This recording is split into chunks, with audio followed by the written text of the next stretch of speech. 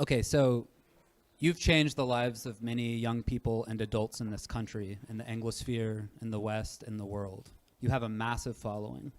My girlfriend's parents call you Uncle Jordan, for example.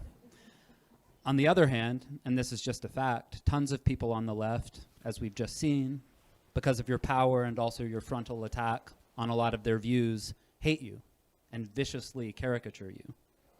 Then there are these other figures, like Jonathan Haidt and Robbie George. They have a lot in common with you. They are respected academics.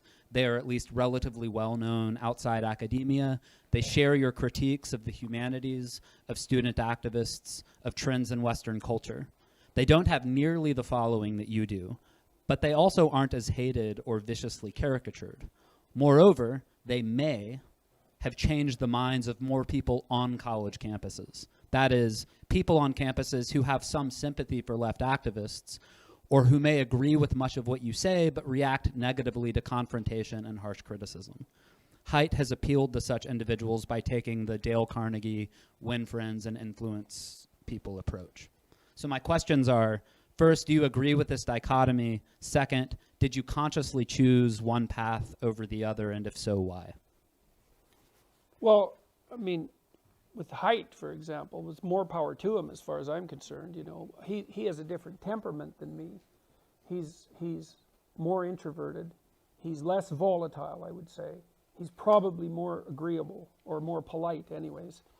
And I think that what he's doing is extremely effective, especially from the perspective of very carefully documenting the empirical facts about the ideological, the increasingly left-leaning ideological tilt of campuses, which is something that needs to be explored on empirical grounds.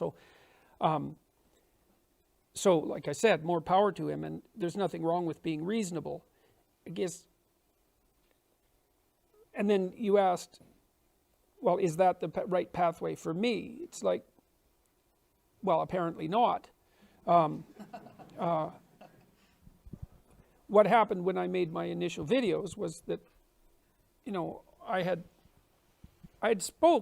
talked to people a lot. I've worked with people a lot about negotiation. It's one of the things that I specialized in, I would say, in my clinical and consulting practice, was teaching people how to negotiate. And I can tell you some things about negotiating that you might find interesting and useful. The first is, you can't negotiate from a position of weakness. So all of you who are going to be developing your careers in the future, you need to understand that if you want to push your career forward, well, first of all, that you do in fact have to push it forward, because if you're competent and silent, you will be ignored.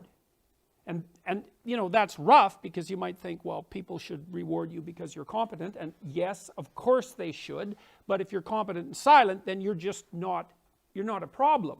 You're just part of the background that's keeping everything functioning. And so if you want to develop your career in terms of promotion, say, and salary, it's like you have to be competent and you have to be strategic.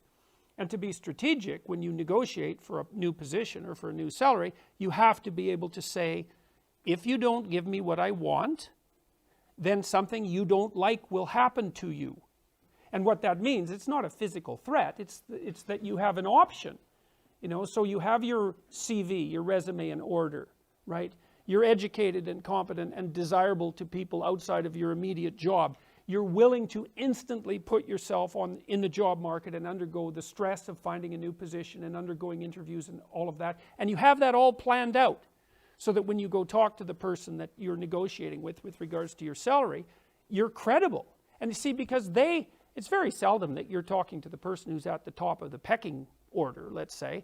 What you need to do with them is to tell them a story that they can tell to their boss to make you not a problem. And a good story is, look, we really need this person because they're hyper competent and they have a better offer. It's like, well, then you're going to win the negotiation. But if you go in there with no power, well, you're going to lose, obviously. So the first thing that you need to know if you're going to negotiate is that you have to be able to say no. And what no means is that you're not going to do it. And when I made the videos about Bill C-16, I thought it through. And I thought, there's no damn way I'm following this law. I don't care what happens.